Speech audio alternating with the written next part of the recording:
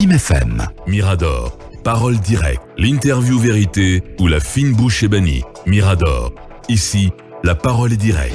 Bien, on va prolonger le débat sur la CRIF la semaine prochaine, chers chroniqueurs, si vous acceptez très bien, si vous l'acceptez, parce que c'est l'actu talibé, forcément, oui. Je voulais juste préciser deux choses. Oui. C'est que déjà, on nous apprenait qu'il y avait une trentaine de dossiers déjà prêts au niveau de la Cour des comptes, dont la démarche suivante devait être la saisine donc, des juridictions pour donc placer sur ces affaires. Je parlais ici aussi du travail fait par la CENTIF qui a transmis une quarantaine de dossiers. Bien sûr. Justement, sur il y a de la matière. Il y a de la matière. Il y a de la matière. Donc la CRIF, voilà, la CRIF vivement qu'elles soient meublées très très rapidement. Elle a de la matière, elle peut déjà être... Oui, mais il faut qu'elle soit meublée, il faut qu'elle soit composée.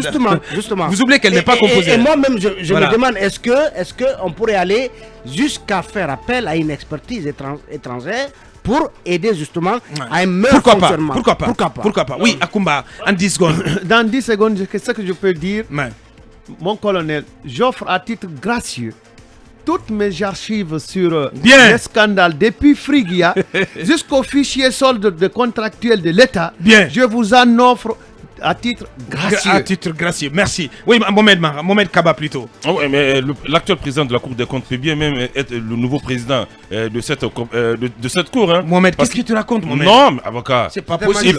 Il peut le faire. C'est un magistrat qui va être là. Il peut bien tenir cette c'est pas un magistrat, parce qu'il a déjà travaillé sur les rapports. C'est pas un magistrat, mais on parle de cour là. Et ce que je veux dire encore pour terminer, si la compétence d'attribution est connue de cette cour, mais la compétence temporaire n'est pas encore déterminée, est-ce qu'elle va se limiter juste à la fin de la transition ou elle va continuer? Et j'aurais souhaité que c'est un projet qui soit examiné par le CNT au lieu de prendre une ordonnance. Très bien. Bien, à présent donc nous en venons à ce sujet donc relatif à la filière avicole donc qui est menacée par l'importation donc des œufs de l'étranger. On en parle avec nos invités. Monsieur Ibrahima Baldé, bonjour. Bonjour, monsieur Aboubakar. Bienvenue. Vous êtes le président de la Confédération nationale des organisations socio-professionnelles du secteur de l'élevage en Guinée, mais vous êtes là aujourd'hui pour parler du secteur de la filière avicole. Pourquoi parce qu'il y a quelle menace, quel péril en la demeure? Bon, je vais commencer d'abord pour vous remercier de nous avoir reçus dans votre studio pour lancer notre cri de cœur, parce que actuellement, là où nous sommes, la situation est très grave. Je vais commencer par vous présenter un peu en quelques mots la Confédération nationale des organisations socio-professionnelles du secteur de l'élevage en Guinée, la CONASEG, qui est l'organisation nationale représentative de l'ensemble des fédérations, d'unions, de groupements et de coopérations d'éleveurs de chacune des 5 filières animales reconnues en Guinée. Donc, à date, elle a 174 620 éleveurs qui sont membres de cette confédération. Nous avons 5 filières reconnues par l'État, dont la filière avicole, porcine, bétail-viande, apicole et la filière lait. Et aujourd'hui, la filière avicole est menacée, elle est en danger du fait des importations déloyales, moi je vais dire, des œufs qui perturbent grandement la production nationale.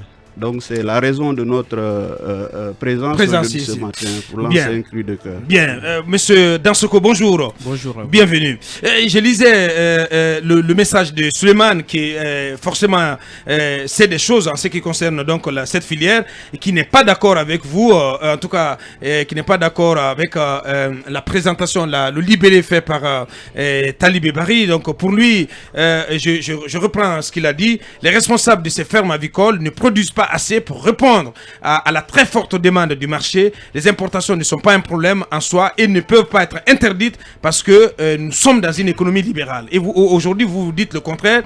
Vous dites, vous êtes capable, vous abondez suffisamment les marchés et deux, vous réclamez donc en quelque sorte l'interdiction des importations d'œufs. Merci beaucoup de me donner la parole et de nous avoir invités, d'accepter de nous avoir invités ici. Oui. Donc pour répondre à la question, effectivement, nous sommes dans un marché libéral. Ça, c'est connu de tous et nous-mêmes, nous sommes pour le libéralisme. Cependant, ici, quand il dit que nous n'arrivons pas à produire, à satisfaire les besoins du marché local. Non, là, je m'inscris en faux, totalement. Et si monsieur dispose de preuves, qu'il les fournisse. Ça, c'est un. En second point, c'est concernant, je pense qu'il fait relatif au prix. Ouais. S'il se dit que sûrement l'importation est moins chère. Et donc, je pense que c'est une question qui va revenir ici de façon transversale. Parce que D'abord, oui.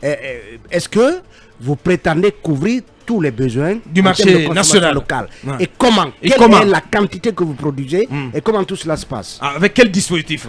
J'ai été très clair en disant qu'on couvre la totalité des besoins des consommateurs. Oui, mais il faut donner des chiffres. Des chiffres. Expliquez-nous par quel mécanisme. Aujourd'hui, nous sommes à plus de 600 millions de produits en Guinée. 600 millions En 2016, nous étions à 380 millions. Et aujourd'hui, en 2021, je peux vous dire qu'on est à 600 millions de produits. Au-dessus de 600 millions. Par an, oui, bien sûr. En 2016, vous pensez que c'est suffisant pour... Est-ce que les œufs sont abondamment consommés en Guinée? Alors, selon un même rapport en 2016, puisque ici, les statistiques manquent souvent, il faut aller les chercher très loin, sur des années un peu antérieures. En 2016, nous étions autour de 27 à 28 œufs par Guinéen. Alors que la moyenne... Par an? Oui, par an, bien sûr. Et la moyenne mondiale est de 131. Donc, nous consommons à peu près 27 à 28 œufs par an, par Guinéen. Donc, les statistiques, elles viennent de 2016. Et elles sont de qui? Mais ça date de loin quand même. Alors, monsieur Baldé, bien, allez-y, monsieur Baldé. Parce que les statistiques quand même vieilles de 5 ans quand même. Bon, pas de 5 ans, pas de 3 ans. Il y a une dernière étude que le cabinet Terreau a fait. Très bien. Comme l'a dit, à chose, on est...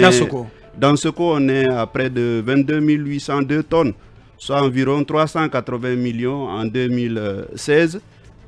Et 97% de ces œufs sont produits par la filière intensive. Donc à peu près 29 œufs par an et par habitant. Au niveau mondial, c'est 131.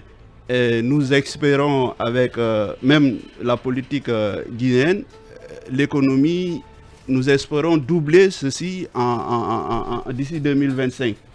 Donc pratiquement, moi je vais revenir un peu sur les importations. Bien, allez-y. Bien sûr, nous sommes dans une économie libérale, mais la seule chose qui nous fatigue aujourd'hui, c'est la sous-déclaration des prix que les importateurs font lors des déclarations en douane. Un conteneur d'œufs coûte à peu près 31 000 euros. Quand vous convertissez ces 31 000 quelques euros, vous avez à peu près 300 et quelques millions de francs guinéens. Oui. Et normalement, la CEDEAO, selon le TEC, le tarif extérieur commun de la CEDEAO, il est recommandé de taxer 62,41% de la valeur marchande. C'est ce qui revient à 205 millions que l'État devrait avoir sur chaque conteneur. Mais malheureusement, quand les commerçants amènent aujourd'hui ces conteneurs, la déclaration en douane, le conteneur est déclaré à 7 900 euros. C'est ce qui fait 74 millions et quelques. Et ces 74 millions et quelques, taxés 62 et quelques mille, ça fait à peu près ça fait à peu près 46 millions. Et l'État est en train de perdre aujourd'hui près de 158 millions sur chaque conteneur. Comment on peut concurrencer ces gens? Malheureusement, c'est ce qui fait... Donc vous pensez qu'ils bénéficient d'une certaine protection, non? Non, moi je ne vais pas dire que c'est une protection. Parce que si c'était une protection, c'est quelque chose qu'on devait discuter et savoir que ça a été discuté et fait. Donc c'est de la fraude. C'est de la fraude qui est derrière. La fraude en douane. C'est sur le dos des Guinéens. Hein. Cette fraude est sur le dos des Guinéens. Mais cette fraude, elle est alors entretenue par les services de douane? Alors, moi je ne vais pas dire qu'il y a un acteur spécifique. Mais bien sûr, il y a forcément des acteurs quand il y a une fraude. Mais bien sûr. Voilà. Parce que moi j'ai du mal à vous croire, d'autant qu'aujourd'hui quand même avec tous les instruments qui sont mis en place, à partir du guichet unique, parce que nous parlons d'importation. Lorsque vous êtes en procédure d'importation, toutes les déclarations sont centrées au niveau d'un guichet unique. Et j'ai du mal à croire donc que dès là on puisse faire de la fraude. J'ai du mal à vous comprendre. Je ne sais pas si Akumba saisit mon inquiétude. C'est fort possible. Bien, c'est possible. C'est fort possible. Bien. Aujourd'hui, pour faire sortir un conteneur, vous êtes obligé de présenter une facture pour faire une DDI. Ouais. Ben, si la facture que vous présentez elle est sous-évaluée, il faut forcément qu'il y ait normalement une enquête venant des douaniers pour savoir si elle est réelle ou elle est vraie.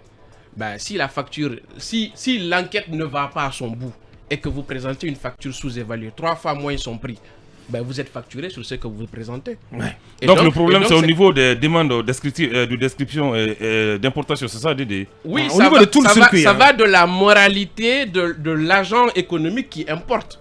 S'il présente une facture qui est sous-évaluée, c'est sur cette facture qu'on va le taxer. Bien. Alors aujourd'hui, quelle est la capacité de cette filière? Elle comprend combien de fermes, etc., etc.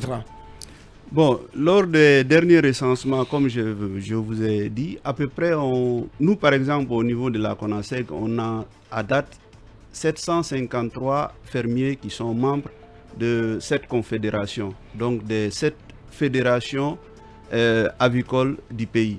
Mais sachant qu'il y a beaucoup d'acteurs qui ne sont pas membres de ces différentes organisations, je pense qu'un recensement doit être fait pour avoir l'état actuel de nombre d'aviculteurs.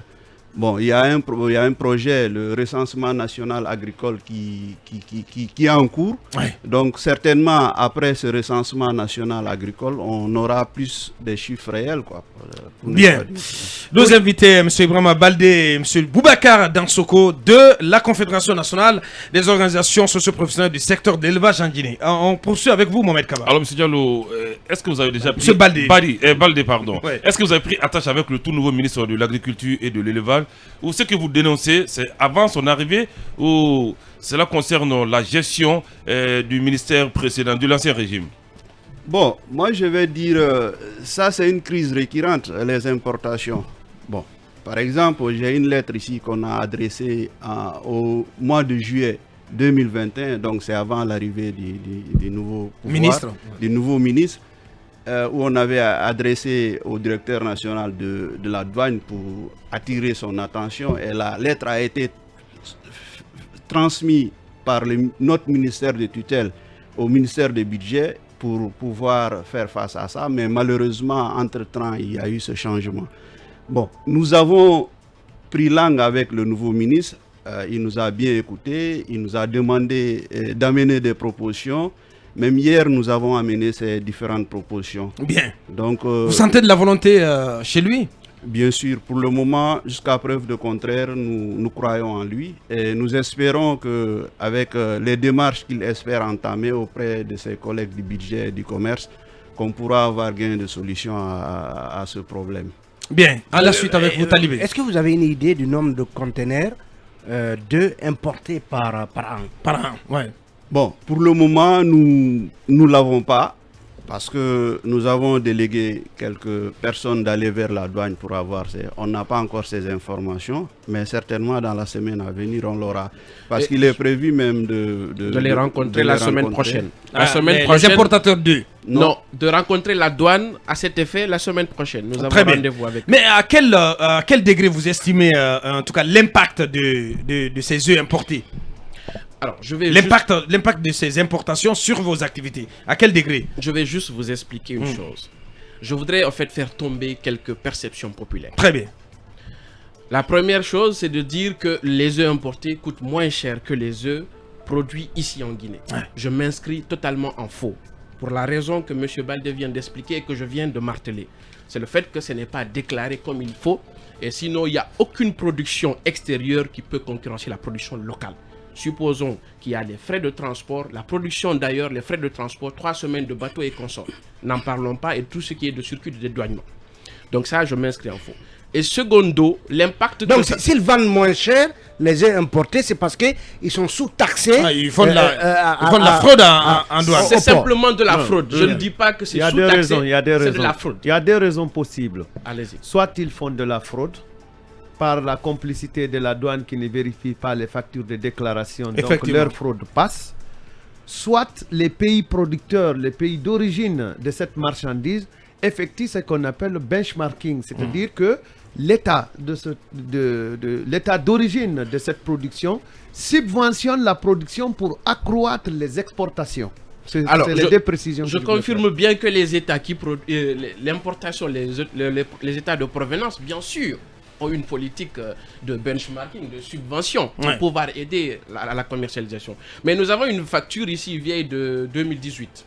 Parce que nous avons demandé 3 factures à présent pour recevoir de Turquie, d'Espagne et de Pologne, en vue d'aller devant les autorités douanières, calculer devant eux et montrer que ce n'était pas possible du tout qu'un individu vende moins cher que nous. Et nous attendons ces factures. Mais en attendant la facture la plus fraîche que nous avons, c'est une facture de 2018. Et même avec cette facture de 2018, nous avons mené des calculs et ce n'est pas du tout possible qu'ils nous concurrencent. Parce qu'ils sont banalement autour de 40 000 francs guinéens, alors que nous vendons... 40 000 francs guinéens quoi? L'alvéole. La plaquette de 30 euros. Alors que nous sommes aujourd'hui, nous, autour de 35 000. Ils nous obligent aujourd'hui. Parce que le coût de revient, nous nous basons toujours sur le coût de revient. Donc on est aujourd'hui à 35 000, ils vendent moins cher que nous aujourd'hui. Qu'est-ce qui justifie ce coût de revient de 35 000? Qu'est-ce qui rentre en ligne de compte dans ce coût de revient? Merci. Tout à l'heure j'avais commencé quelque chose, j'ai été interrompu par un d'entre vous. Je dis que c'est la pire année que tous les éleveurs ont passé.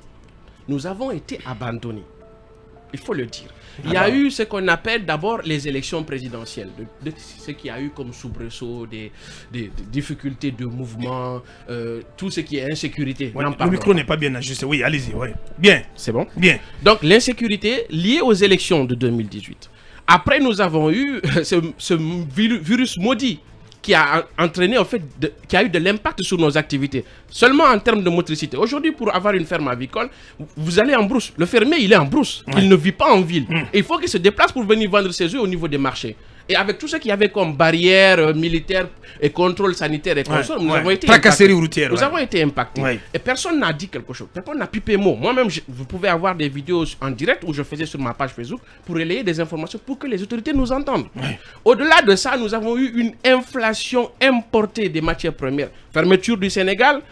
Moi, je suis un industriel. Je produis de l'aliment. Sur 12 produits, je vous dis, les 7 viennent de l'étranger. Du Sénégal, du Burkina, du Mali et consorts. Le maïs qui est une composante de l'aliment, 60% de la ration alimentaire et 80% des charges de production de l'aliment. Ce maïs, nous le prenons une bonne partie au Mali. Ce n'est pas en Guinée. On ne produit pas suffisamment de maïs pour pouvoir alimenter les fermes. Nous ne produisons pas suffisamment, il faut qu'on se le dise. Nous ne produisons pas suffisamment. On va se mettre à l'agriculture, à la culture du maïs, je crois. Nous mettons combien de milliards nous donnons combien de milliards aux Maliens? C'est inestimable. Je pense, j'évalue aujourd'hui à 50 000 tonnes au moins le besoin d'aliments pour seulement la filière avicole. Ne parlons pas des autres filières.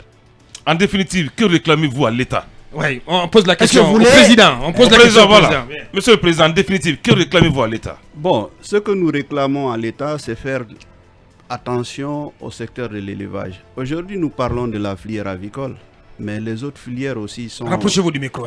Mais les autres filières aussi sont dans de grandes difficultés. Si vous voyez aujourd'hui l'état de nos abattoirs où on abat le bétail autour de Conakry, les abattoirs, donc ils ont besoin d'infrastructures pour exercer leur métier. Bon, sans compter aujourd'hui, nous, le secteur de l'élevage, nous avons besoin d'être appuyés. Par exemple, les agriculteurs, la production végétale, je veux dire, ils reçoivent des subventions, les engrais sont importés, subventionnés. Pourquoi pas pour le secteur de l'élevage? L'aviculture, vous n'avez pas de subvention de l'État? Pas du tout, pas du tout. Aucune subvention? Pour le moment, à date, pas du tout. Sinon, au moins, on aimerait que l'État nous appuie à importer le maïs, parce que le maïs que nous avons est insuffisant. Et aujourd'hui, la filière, il y a des gens qui investissent, il y a de nouveaux couvoirs, il y a de nouvelles fermes qui sont mises en place. Donc, il faut accompagner cette dynamique. Si on n'accompagne pas cette dynamique, nous allons perdre.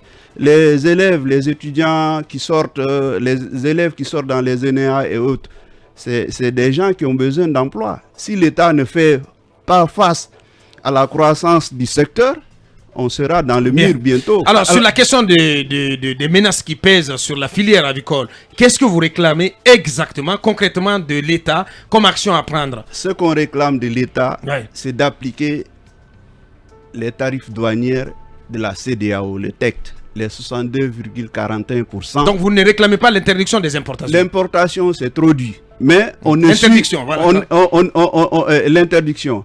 Mais si aujourd'hui nous arrivons à respecter le TEC, c'est sûr qu'on est compétitif. Et qu'on veille aussi sur les déclarations des factures. Parce que si les factures sont sous-déclarées, c'est sûr ça fausse la concurrence. Tout à fait. Mais si l'État peut aller au-delà à interdire le secteur aussi, ça sera un plaisir.